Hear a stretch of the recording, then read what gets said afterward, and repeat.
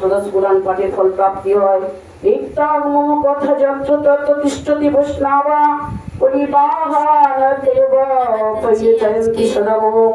নিত্য যেখানে আমার কথা হয় সেখানে বিষ্ণু পার্ষদ প্রহ্লাদ প্রমুখ উপস্থিত থাকেন।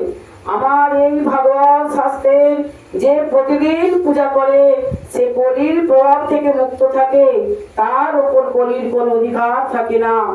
বৈষ্ণবানাং তু শাস্ত্রাণি যেহচন্ত গৃহনর সর্ব পাপ বিমুক্তা ভবন্তি সুরবন্দিতম।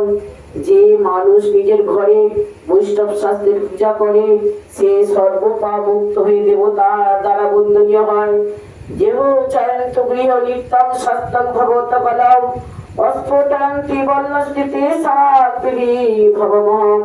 কলিযুগে যারা নিজেদের ঘরে প্রতিদিন ভাগবত শাস্ত্রের পূজা করে, যারা শ্রবণ করে, তারা আনন্দিত চিত্তে ভূমণ্ডলে বিচরণ করে ও কলির থেকে নির্ভর হয়ে আস্ফলন করে, তাদের উপর আমি সতত প্রসন্ন থাকি।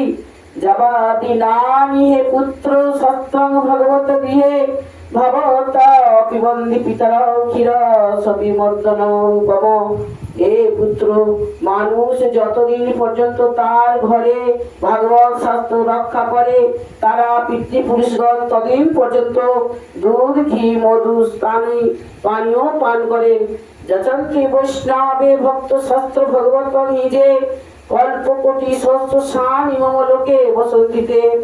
বিষ্ণু ভক্তি মানুষকে যে ভক্তিযুক্ত চিত্তে ভগবত শাস্ত্র দান করে সে সহস্র কোটি কল্প পর্যন্ত অনন্তকাল পর্যন্ত আমার পরিপূর্ণতা নিবাস করে। যেহ চয়ন্তু সদা গে শাস্ত্রং ভগবত নর প্রাণী তস্যৈ চ বিদো বিবিধা যাব দত্ত।